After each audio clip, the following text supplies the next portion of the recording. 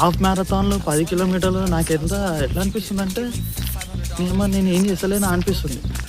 Good morning.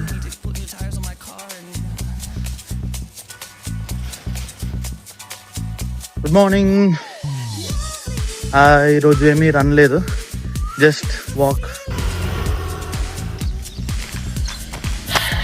రోజు ఏదో లేస్తున్నా, ర్యాండమ్గా చేస్తున్నా. ఒక వర్కౌట్ ట్రైనింగ్ ప్లాన్ అనేది లేదు. అందుకే నెక్స్ట్ వీక్ నుంచి ఒక ట్రైనింగ్ ప్లాన్ అనేది పెట్టుకున్నాం.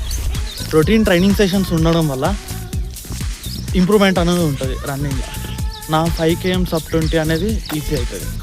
అండ్ రోజు ఒక డౌట్ ఉండదు, ఒక కన్ఫ్యూజన్ ఉండదు, ఏం చేయాలని. నేనేదో నాకు ఈవెంట్ ఉంది 5 km sub-20లో చేద్దామని స్టార్ట్ చేసిన వీడియోలు పెట్టడం. మీ అమ్మ ఎవడు చూసినా చేస్తుండు రన్నింగ్. ఇన్స్టాగ్రామ్ మొత్తం ఫీడ్స్లో అదే ఉంది నాకైతే.